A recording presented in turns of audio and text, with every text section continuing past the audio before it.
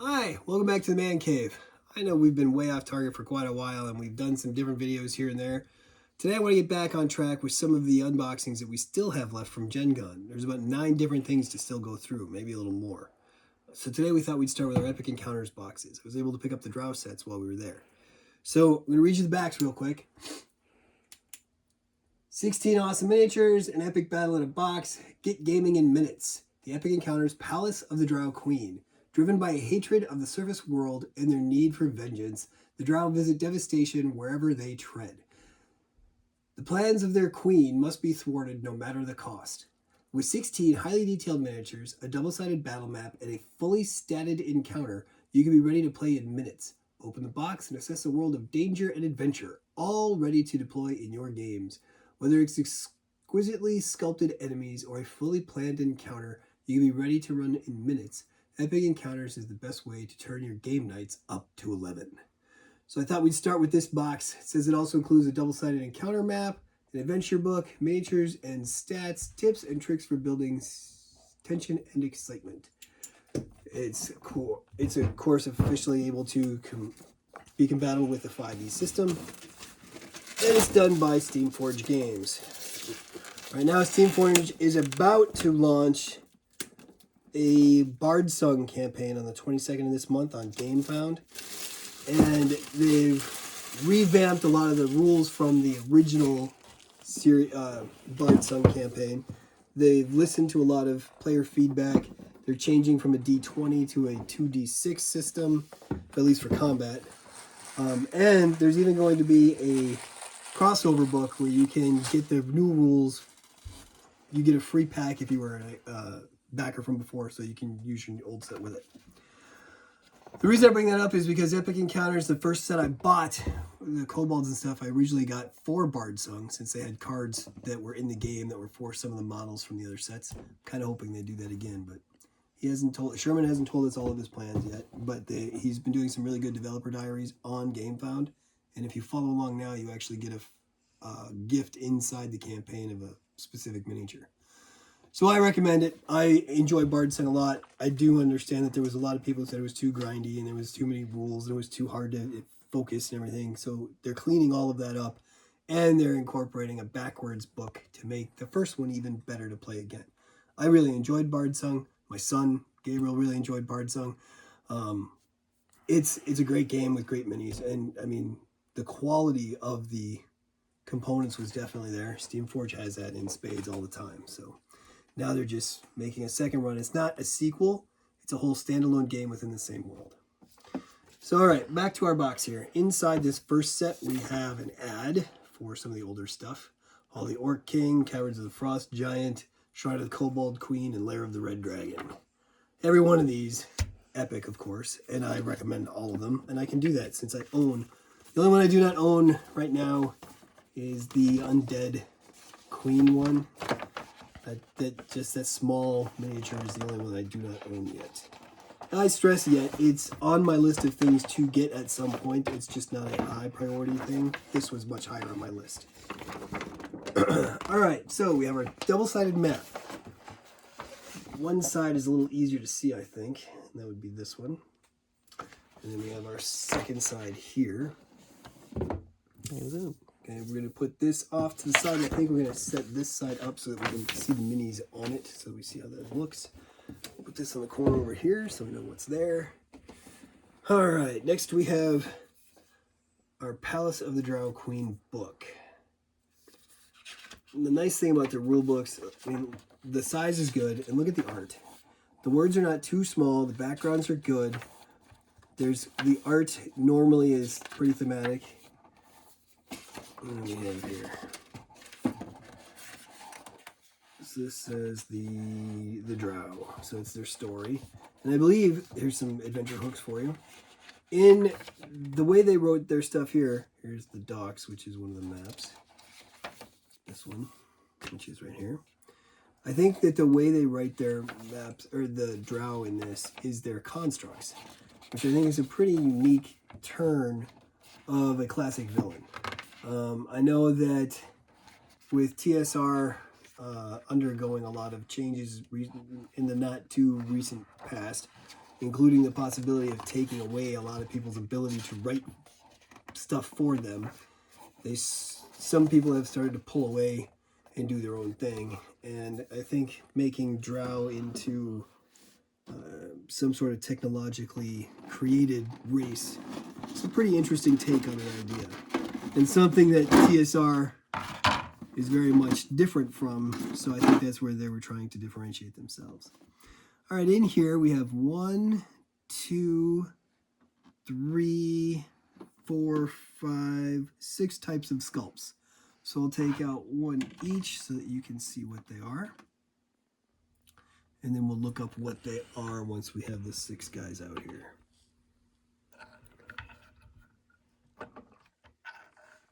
Ooh, that is a sweet looking ranged unit.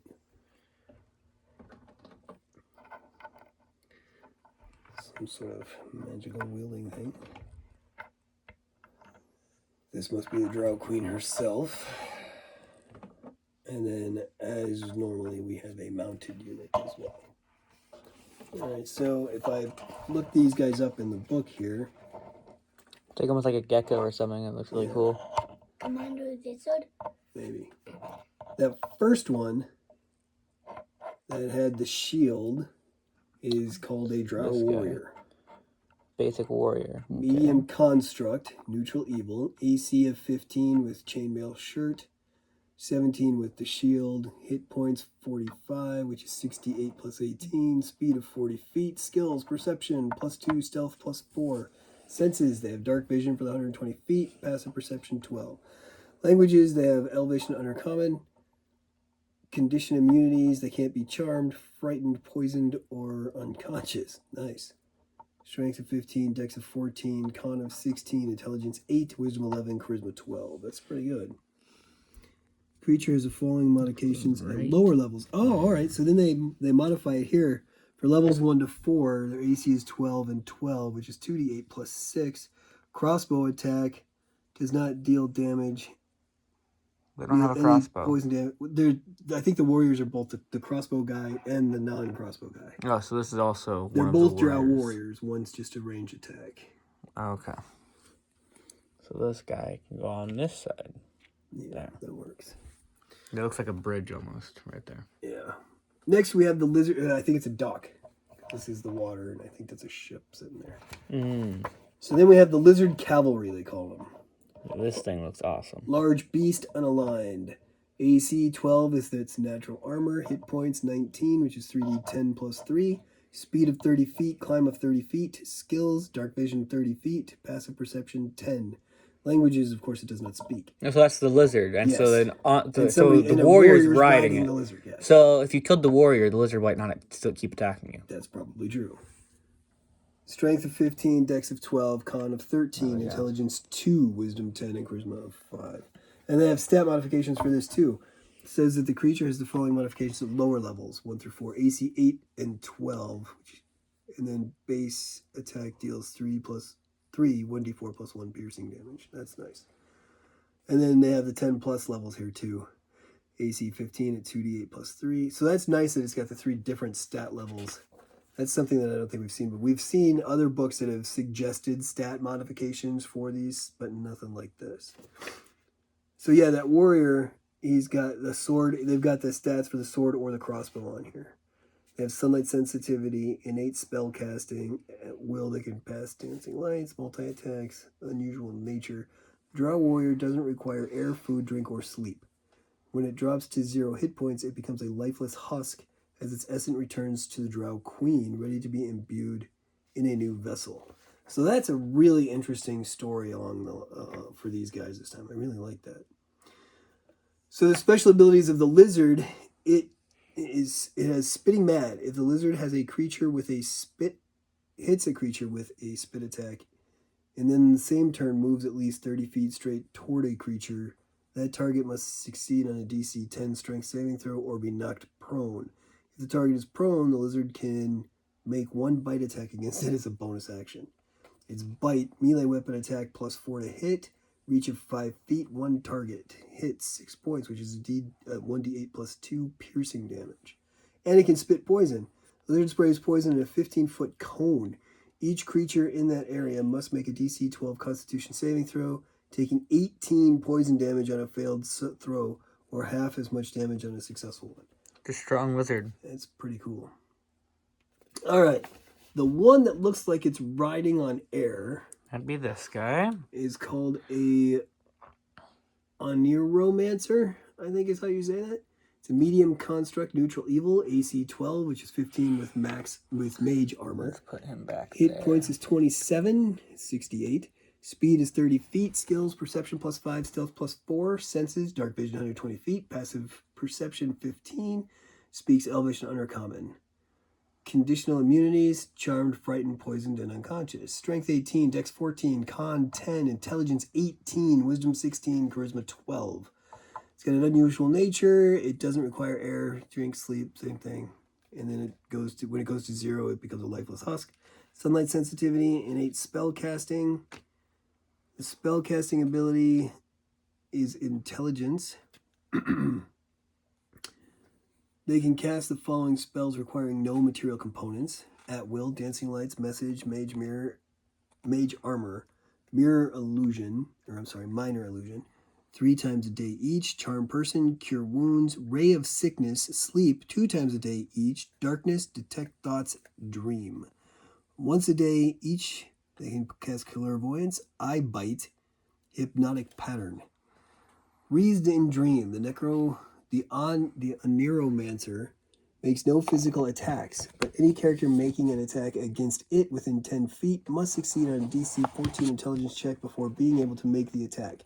If they fail, they automatically miss their attack, instead swinging wildly at an imagined version of the Oneiromancer. That's pretty cool. Alright, then we have that 2 sword wielding guy. The 2 sword wielding guy, he's called the Drow Whirlwind. Medium construct, neutral evil. AC 15 with his chain shirt. Hit points 52 and 8d8 plus 16. Speed 35 52 feet. hit points? 52 hit points. And keep in mind, that's going to be for 4th level to 10th level, because in the stat blocks they change them from 1st to 4th and then the 10 plus. So this is basically a 5th level encountering person. Speed is 32 feet. Skills are perception +2, stealth +4. Senses, dark vision 120, passive perception 12. Languages, Elvish and Undercommon. Same basic stuff as the other guys. His strength, however, 10, dex 16, con 14, intelligence 11, wisdom 11, charisma 12. So they're all pretty high-statted people. His special abilities include ferocious assault. The Drow Whirlwind always attacks first in initiative order. That's pretty good. Innate spell casting. They have a spell casting ability is charisma, and they can innately cast the following spells requiring no material components: at will, dancing lights, and once a day, darkness and fairy fire. So it's the traditional Drow stats that you read about in R.A. Salvatore's books many years ago. Its action is multi-attack. The Drow Whirlwind makes 4 attacks with their twin swords. That's pretty good. Sunlight sensitivity. While in sunlight, the Drow has disadvantage on attack rolls as well as on wisdom perception checks that rely on sight. Unusual nature. It's the same as the other one. They're not alive. They don't require food, air, drink. And if they hit 0, then they become empty husks, and their soul goes back to their essence goes back to the Drow Queen. Twin swords, melee weapon attack, +9 to hit, reach of 5 feet, 1 target, hit 7, 1d8 plus 3 piercing, damage +3, 1d6 poison damage. Nice. So yeah, and then his stat blocks change for lower levels. It says that he's got an AC of 13, 34 hit points. Multi-attack changes to 2 attacks instead of 4. Creature has the following changes at the higher levels. AC 18 with 70 hit points. Dexterity becomes a 20. Attack modifier is +12. And his 1-a-day spells go to twice a day. That's his big boosts. Finally, we have the Drow Queen. She's a large construct neutral evil. She has an AC of 18 with a spider mech exoskeleton. Her hit points are 114, which is 12d8 plus 60. Her speed is 40 feet, climbs 30 feet. She's got an intimidation of +10. Her senses are dark vision 120, passive perception 13. She speaks Elvish and Undercommon. Conditional immunities are the same as everybody else. She can't be charmed, frightened, poisoned, and she cannot go unconscious. Strength of 12, dex of 18, con of 20, intelligence of 18, wisdom of 16, charisma of 18. Her sunlight sensitivity is the same as the other guys. Innate spell casting. For her ability is charisma. She can innately cast the following spells requiring no material components at will: Chill Touch, Mage Hand, Prestidigitation, Shocking Grasp, Vicious Mockery. 3 times a day each, she can cast Bane, Detect Thoughts, Magic Missile, Revivify. Twice a day, she can cast Counterspell, Fly, Hold Person, Lightning Bolt. And once each day, she can do Scrying, Globe of Invulnerability, Telekinesis, and Finger of Death. That's very, very powerful. Yes. Her Spider Mech special ability says, the Queen wears a large, ancient Drow exoskeleton. It has a +8 to hit, and grants her 1 additional action, including any of the below actions, per turn. In addition, she can never be surprised while wearing it, like she's got spider sense. Creatures do not gain advantage when attacking the Queen as a result of her being attacked by other creatures simultaneously. Again, she's got like Peter Parker spider sense, that's cool. Her multi-attack, the Queen makes 2 attacks, 1 with her dagger and 1 with the spider legs. With her dagger, she has a melee weapon attack that's +8 to hit, reach of 5 feet, 1 target, hits for 5, which is a d4 +3, piercing damage +21 poison damage. Wow. Spider legs, melee weapon attack, +8 to hit, reach of 5 feet, 1 target, hit for 19 piercing damage, and the target must succeed on a DC 16 Constitution saving throw or become poisoned until the end of the target's next turn. While poisoned in this way, the target is also paralyzed. So yeah, Queen's a little bit powerful. And then she's got stat block modifications as well. So that is our base Drow team, including their Queen. Now, we're going to go on to the big boy here. Inside this box, we have a Drider. Twisted and evil, the monstrous Drider lurks in a place between worlds, waiting to feast on the unwary. Dare you enter this creature's abode. Containing the enormous, beautifully detailed Drider miniature on a 100mm base, this is the ultimate aid to running a thrilling boss encounter in your fantasy role-playing games, complete with a double-sided battle map, an encounter booklet detailing exactly how to craft the most exciting encounter possible, and all the tokens that you might need. This box has everything required to make your boss battles epic. This box includes 1 colossal Drider miniature, 1 illustrated battle map, 1 full encounter booklet, and a token sheet. Let's see what we've got.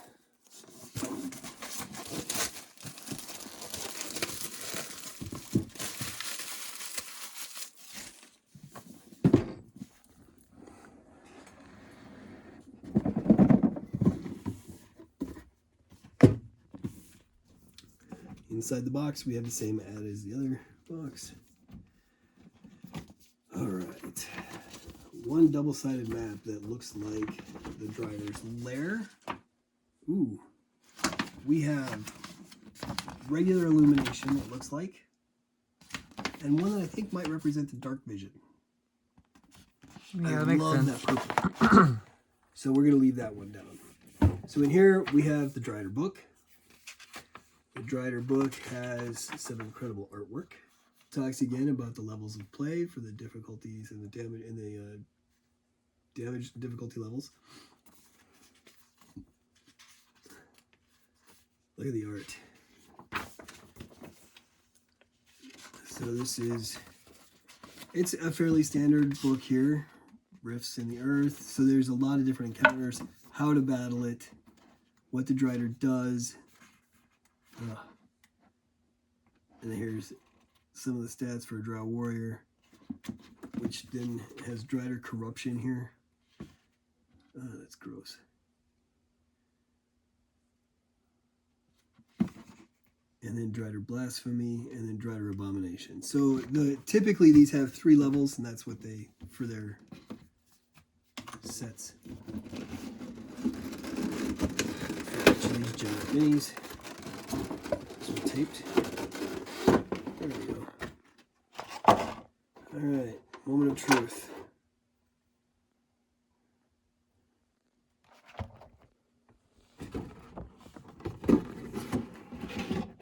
Pretty is not the right word.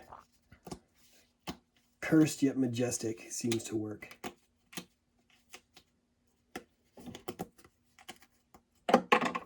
So in case we don't have the Drider box, they give us 10 discs for Drider Warriors. And again, like the Epic Encounters I want to do, they have a little spot right there for them. That's nice. Alright, so let's look up a little bit about this guy.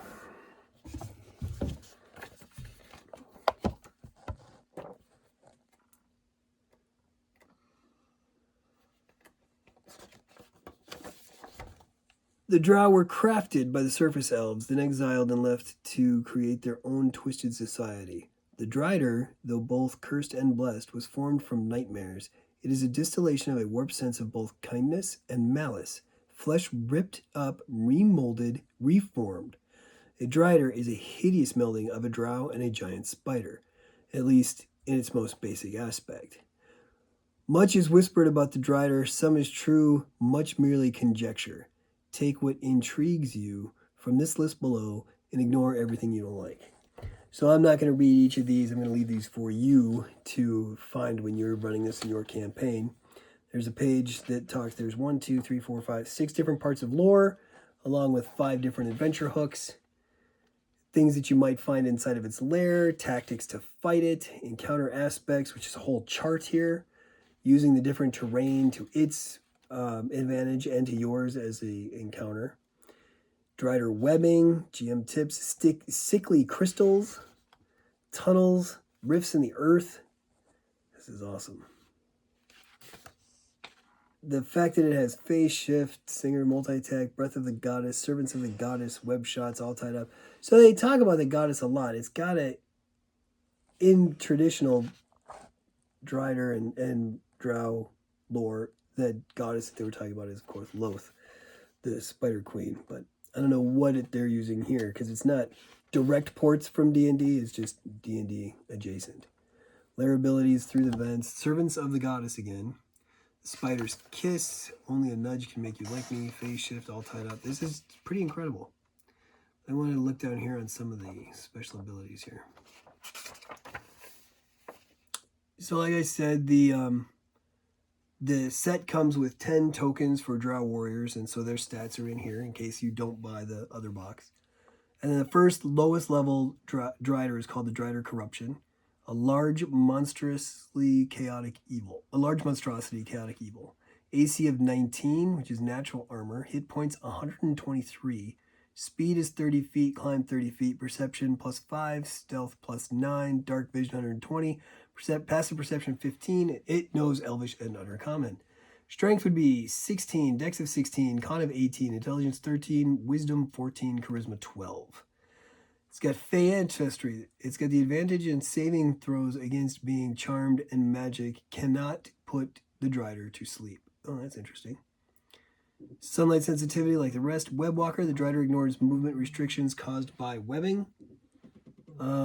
Spider climb. The Drider can climb difficult surfaces, including upside down on ceilings without needing to make an ability check. Innate spell casting. It's got multi-attack, bite, claw, pincher attacks. So that's pretty cool. And then, of course, it has the higher levels of this too. Before we go, I wanted to show this next to another one of the large figures from the Epic Encounter world. I picked the giant spider, well, because of its connotations with the Drow. So it's a little bit smaller than the giant spider, which is good because if you read the giant spider encounter book, one of the things that it could be is an aspect of a spider goddess, which would be, of course, Loth. So in D&D type Forgotten Realms stuff, most of the time, one of these, who is a failure, gets turned by this into one of these. Or even in this, it said that it's kind of a mix between one of these Drider guys and a giant or smaller version of the giant spider. So that's it for this set. I hope you enjoyed the unboxing. I know we did. We can't wait to use these sets, which is why I've been chomping at the bit to get them open. We hope to get back at a more regular schedule. And until then, these are the men of the cave saying have a good night. Good night.